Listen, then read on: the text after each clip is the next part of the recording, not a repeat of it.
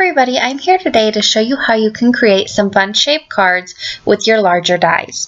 I'm going to be featuring the 2 Paper Diva stamp set, Yes to Sprinkles. Here's a look at the card that I'm going to make today, but keep in mind, even though mine is in the shape of a cupcake, you can customize this technique to fit whatever shaped die you might have on hand. So let's go ahead and get started. To start this card off with, I needed to do quite a bit of die cutting to create my card base. I'm using the Paper Smidges die set that you just saw there. It is the large cupcake die.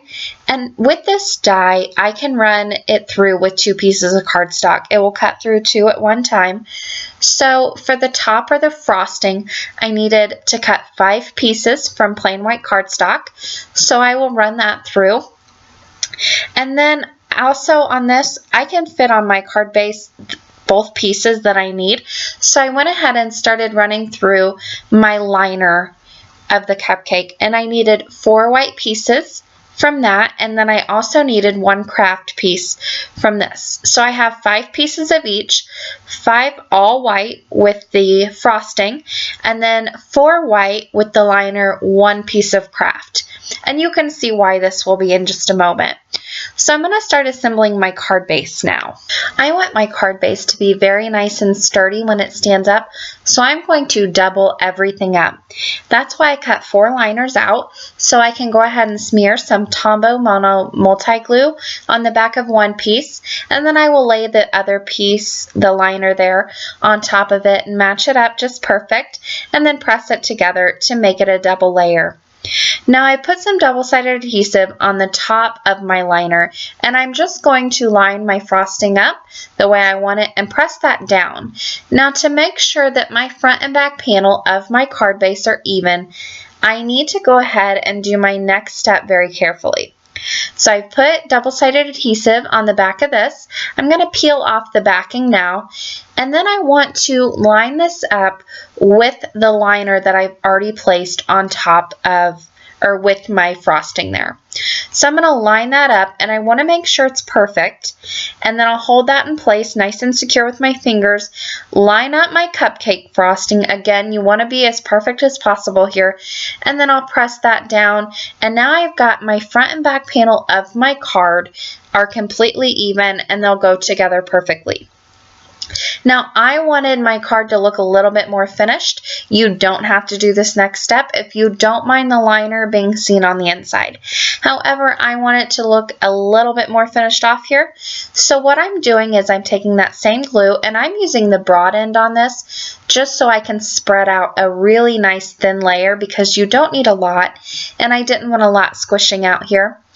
So I put a nice thin layer on there, and I'm just going to line that up with my other frosting there, and I'll sandwich that liner in between the two just so it's hidden and it just looks nice and clean. I will do this on the other side as well, and again, this is really quick drying glue, so it doesn't take long just to stick these pieces together and let them dry. You want to go ahead and press pretty firmly because there is a little space in between each of the frosting, so make sure you press nice and tight all the way around it. Now to get my crease in the card so it would open, I just took my paper trimmer, lined my cupcake up in there, and used my bone folder to put a score line in it. Now 1 wasn't enough, so what I went ahead and did is I flipped it over, lined it up again, and put the same score mark in just on the other side. This will just make it a little bit easier to bend, and you'll want it easy for the recipient to open it. You don't want them to have to really work to get the message inside. So now I'm going to go ahead and put both sides together. I've used double-sided adhesive again. I want to line these up again, be as exact as possible. I'll line those up, and then I'll just press firmly on the top there just to get them to stick together. But again, this is your card base, so you want to make sure that you are as even as possible on this part. I normally say it's just a card, but this is pretty important. You want it to sit straight. So once I've got those two together, I'm going to go ahead and use my bone folder just to make sure that crease is really nice and it opens very easily there. And there you can see my little base is ready to go there. It stands up nice and straight, and I can move on to my next step. So I've got my 5th frosting here ready to go. I've got some raspberry fizz ink from Paper Tray Ink, and I've got this Faber-Castell whip spackle. Now I've put some of that ink down on a palette, which is just a piece of cardstock that I've laminated. I'm going to take a nice sized glob of that whip spackle, and I'm going to mix that up with my ink so I get a nice light pink spackle ready to go. Now the reason I use this, I thought it was going to be a lot like texture paste. I have tried this technique with texture paste, and every time I do it, it always just cracks on me. Maybe you don't have that problem, but every time I've tried to do this, it has cracked. So I got this the other day, and I thought I'd try it with it just to see if it gave me the same results. This worked so much better. It is almost, once it dries, a little bit more spongy, and it almost acts more like a real frosting would. It's not as hard to the touch as texture paste. It has a little bit of give, and it just worked perfectly for what I needed. So now I've used my palette knife just to smear that on, and then I didn't want it to look perfect. I wanted it to look more like a homemade cupcake that you see that people just use, like, you know, their butter knife to frost.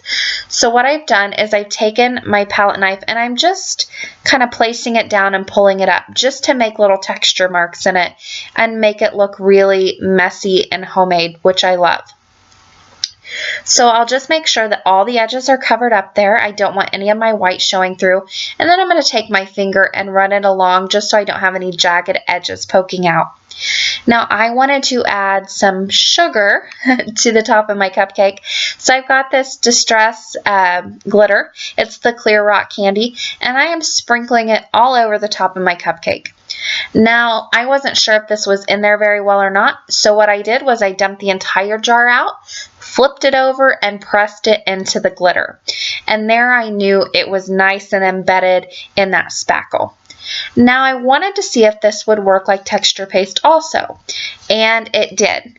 So whenever I added heat to this, it bubbled up and gave me even more texture to the top of my cupcake. It made it look even more realistic, which I was pleasantly surprised with. So I added heat to the whole thing, and this also sped up my drying process. If you are impatient like me, it helped out a lot. But if you don't want any more texture, or if you're using this and you want it a nice flat surface, don't use your heat gun, because if you add heat to this, it's going to bubble up. It also warped my cardstock just a bit there, but it's not going to matter in the end because I can go ahead and just flatten that back out with glue once I put it down. There you can see the nice shine and texture that the top of my cupcake has and how realistic it really looks. So my sentiment on my cupcake is going to read, always say yes to sprinkles. So I needed some sprinkles on my card. What I did was I took this punch that I've had since I started card making 8 years ago, and I just used it to punch out a ton of these little, I'm using them as sprinkles, from some Raspberry Fizz cardstock from Paper Tray Ink. Now, this could be very tedious. However, what I did to make it go a little bit faster, I put some glossy accents in a puddle so I could just dip the little confettis in there. And then I also used my Quick Sticks tool, which was a lifesaver. These are awesome for sequins too. If you use a lot of sequins, I highly suggest one of these tools. They just make it go by so much faster. And there you could see it was very easy to clean up too. Just make sure you get your glue off so your point stays nice and sharp, so it will keep working for you just as well as it did the first time you used it. So I put all of my sprinkles down, and I just put them on the top third portion of my frosting. So now I'm moving on to my sentiment, and I wanted to make it look like a banner that was sticking out of the top of the cupcake that you sometimes see at kids' birthday parties, where it's just a toothpick that they've stuck in there with a little banner on top. I thought it would be really cute to display your sentiment that way. So I'm starting off with a piece of Paper Tray Ink cardstock, and this is in the same color ink that I used, which is the Raspberry Fizz cardstock, and this measures 1 inch by 2 3/4. I'm going to go ahead and use this sentiment. It is from the Yes to Sprinkles 2 Paper Divas stamp set, and it says, "Always say yes to sprinkles." I'm stamping that on there in Versamark ink, and I have pre-treated my cardstock with my embossing bag just to make my cleanup a little bit easier. I don't have as many stray powders at all when I use this, if I have any at all. I'll go ahead and sprinkle some white embossing powder on top of that. Mine is from Stampin' Up, but I suggest you use whatever you have on hand. So I'm going to go ahead and use my heat tool and just heat set that until it's nice and melted. And then I'll go ahead and move on and start making this into a little banner. To get this little piece of cardstock into a banner, I'm just going to go ahead and use my paper trimmer again, put a score mark in there, and make a little fold. And then I want to make a little fishtail on the other end. So to do that, I'm just going to take my scissors, make a cut up the middle, right where my sentiment is, and then I'll go ahead and bring both corners in to meet that cut. And there I have a nice little fishtail banner ready to go. Now I needed to attach this to the top of my cupcake, but I needed it to look like it was coming out of the cupcake. So to do that, I took a white strip of cardstock that I cut down, and this is no specific size, just a scrap piece of cardstock I had. I lined that up with the top of my banner, and then I'll go ahead and put some double-sided adhesive on that fold and wrap that around just to make sure that it's nice and secure and it's not going to go anywhere, because this will be the only thing holding that banner into place. I'm going to go ahead and move on and start putting my liner down because it's not in the way of anything, and I want it behind my frosting. So I need to put it down first. I've adhered some double-sided adhesive. I'll go ahead and pull the backing off, and then I'm just going to line that up, make sure it's the front side of my card, and I will attach that to the bottom and make sure it lines up quite nice. Now I've taken a piece of fun foam, and I went ahead and cut this out with my die that I used for the frosting, and then I just trimmed about 1/4 of an inch off all the way around. I wanted to make sure that my frosting, when I put it down, was nice and flat, so that was the best way I found to do it. There are also quite a few small pieces of tape on the bottom there, just to make sure it stays nice and flat. I'll go ahead and put some double-sided adhesive on the back of that white strip, and then I'm going to line that up just so the top of the pink cardstock, or the bottom of the pink cardstock, meets the top of my frosting.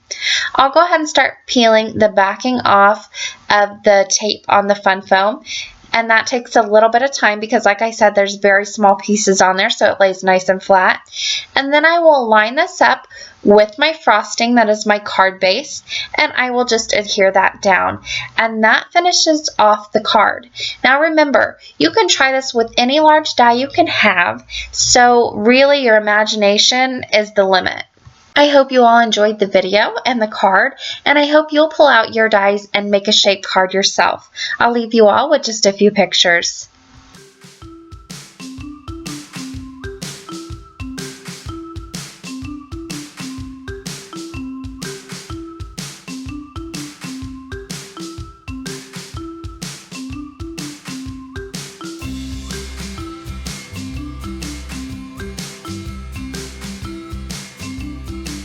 For more information and the complete supply list, you can visit my blog, craftingwhilecaffeinated.wordpress.com. Thank you guys so much for watching, and happy crafting!